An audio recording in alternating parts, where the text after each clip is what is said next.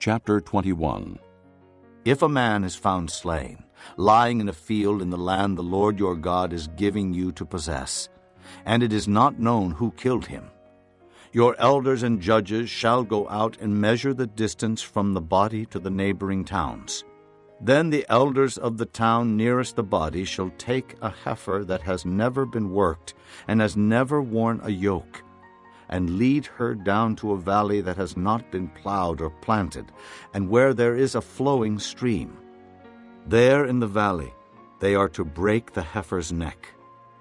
The priests, the sons of Levi, shall step forward, for the Lord your God has chosen them to minister and to pronounce blessings in the name of the Lord, and to decide all cases of dispute and assault. Then all the elders of the town nearest the body shall wash their hands over the heifer whose neck was broken in the valley. And they shall declare, Our hands did not shed this blood, nor did our eyes see it done. Accept this atonement for your people Israel, whom you have redeemed, O Lord, and do not hold your people guilty of the blood of an innocent man, and the bloodshed will be atoned for. So you will purge from yourselves the guilt of shedding innocent blood, since you have done what is right in the eyes of the Lord. When you go to war against your enemies, and the Lord your God delivers them into your hands, and you take captives, if you notice among the captives a beautiful woman and are attracted to her, you may take her as your wife. Bring her into your home, and have her shave her head, trim her nails, and put aside the clothes she was wearing when captured. After she has lived in your house and mourned her father and mother for a full month, then you may go to her and be her husband, and she shall be your wife.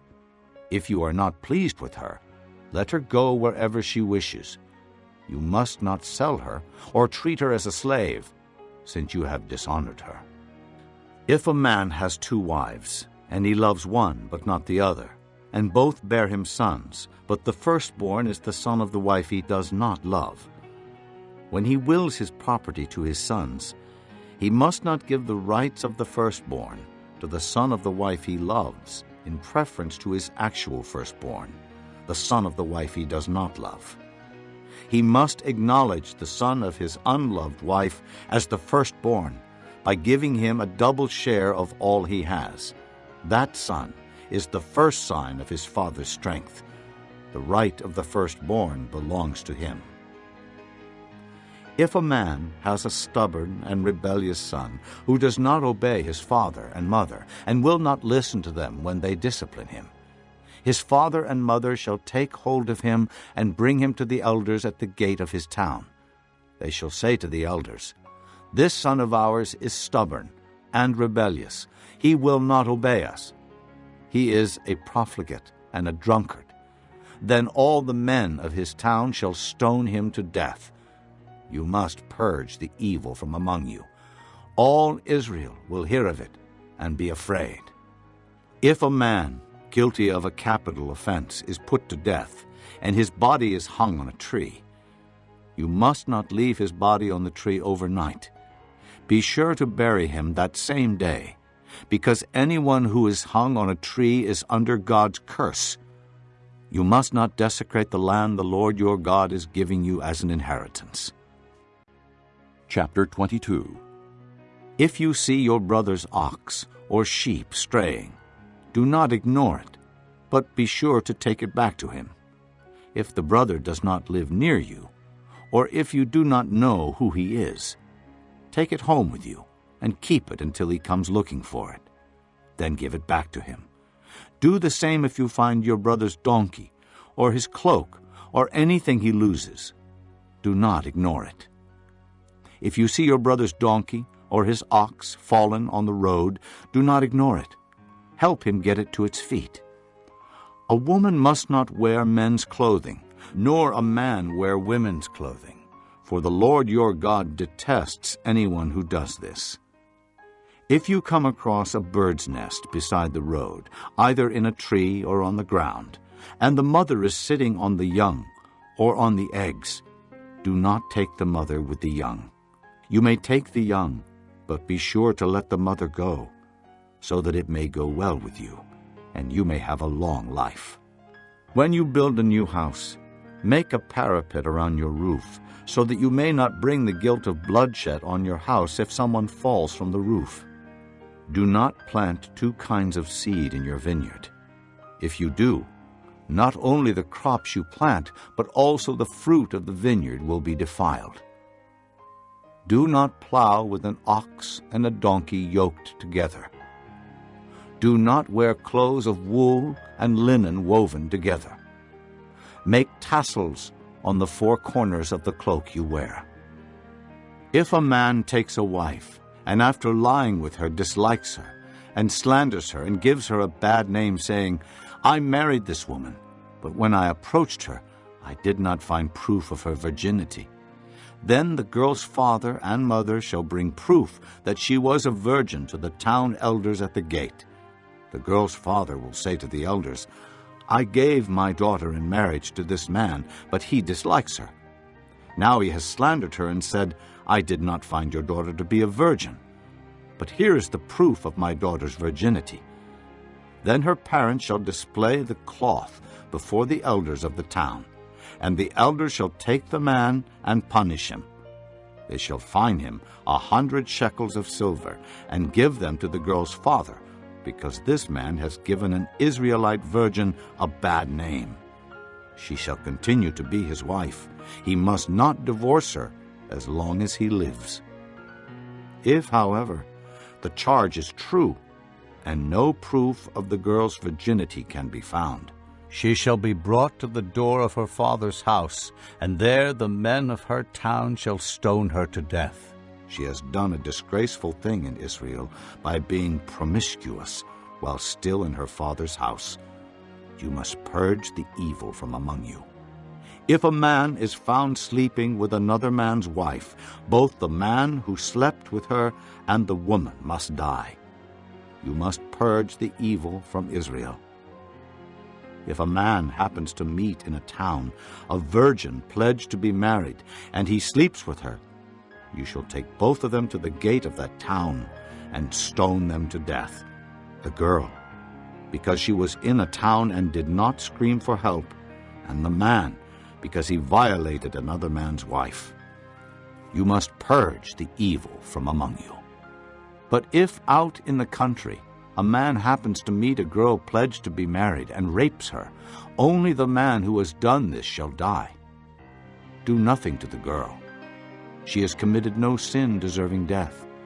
This case is like that of someone who attacks and murders his neighbor. For the man found the girl out in the country, and though the betrothed girl screamed, there was no one to rescue her. If a man happens to meet a virgin who is not pledged to be married and rapes her, and they are discovered, he shall pay the girl's father 50 shekels of silver. He must marry the girl, for he has violated her. He can never divorce her as long as he lives. A man is not to marry his father's wife. He must not dishonor his father's bed. Chapter 23. No one who has been emasculated by crushing or cutting may enter the assembly of the Lord. No one born of a forbidden marriage, nor any of his descendants may enter the assembly of the Lord, even down to the 10th generation. No Ammonite or Moabite or any of his descendants may enter the assembly of the Lord, even down to the 10th generation. For they did not come to meet you with bread and water on your way when you came out of Egypt. And they hired Balaam, son of Beor, from Pethor, in Aram Naharaim, to pronounce a curse on you. However, the Lord your God would not listen to Balaam, but turned the curse into a blessing for you, because the Lord your God loves you. Do not seek a treaty of friendship with them as long as you live. Do not abhor an Edomite, for he is your brother.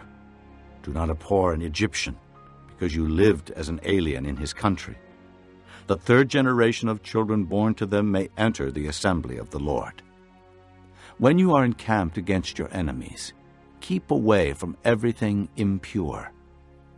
If one of your men is unclean because of a nocturnal emission, He is to go outside the camp and stay there. But as evening approaches, he is to wash himself, and at sunset he may return to the camp. Designate a place outside the camp where you can go to relieve yourself. As part of your equipment, have something to dig with. And when you relieve yourself, dig a hole and cover up your excrement. For the Lord your God moves about in your camp to protect you and to deliver your enemies to you. Your camp must be holy, so that he will not see among you anything indecent and turn away from you. If a slave has taken refuge with you, do not hand him over to his master. Let him live among you wherever he likes and in whatever town he chooses. Do not oppress him. No Israelite man or woman is to become a shrine prostitute. You must not bring the earnings of a female prostitute or of a male prostitute into the house of the Lord your God to pay any vow, because the Lord your God detests them both. Do not charge your brother interest, whether on money or food or anything else that may earn interest. You may charge a foreigner interest, but not a brother Israelite, so that the Lord your God may bless you in everything you put your hand to in the land you are entering to possess. If you make a vow to the Lord your God, do not be slow to pay it, for the Lord your God will certainly demand it of you, and you will be guilty of sin. But if you refrain from making a vow, you will not be guilty. Whatever your lips utter, you must be sure to do, because you made your vow freely to the Lord your God with your own mouth.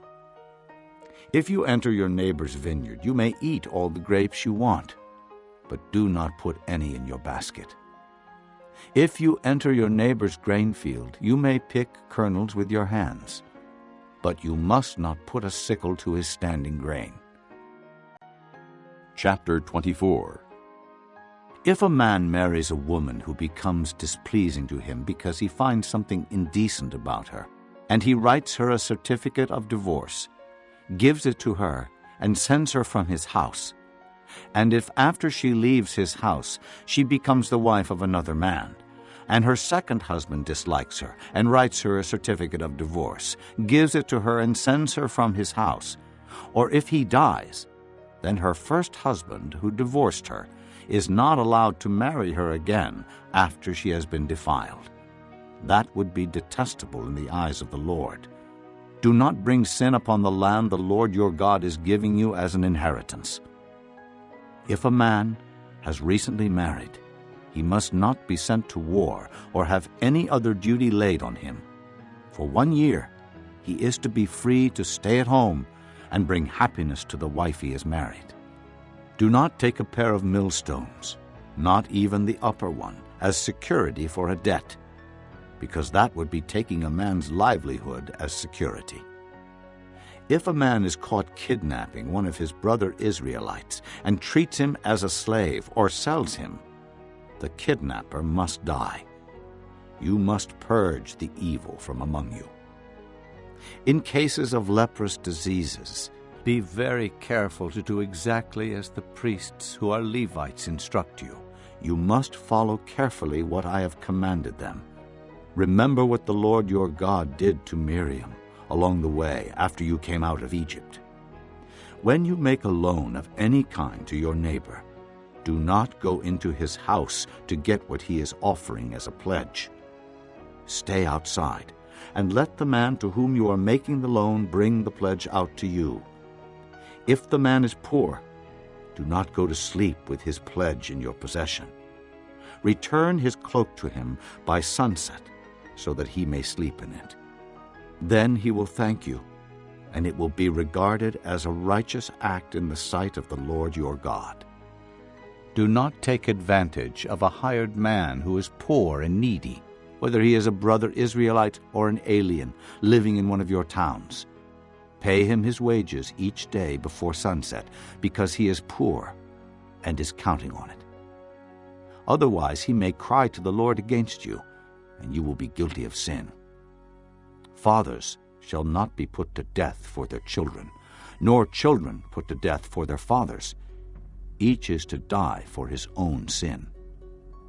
Do not deprive the alien or the fatherless of justice, or take the cloak of the widow as a pledge. Remember that you were slaves in Egypt, and the Lord your God redeemed you from there. That is why I command you to do this.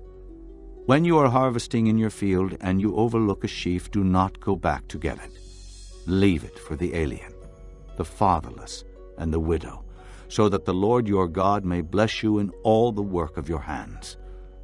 When you beat the olives from your trees, do not go over the branches a second time.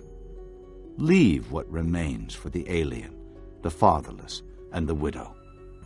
When you harvest the grapes in your vineyard, do not go over the vines again. Leave what remains for the alien, the fatherless, and the widow. Remember that you were slaves in Egypt. That is why I command you to do this.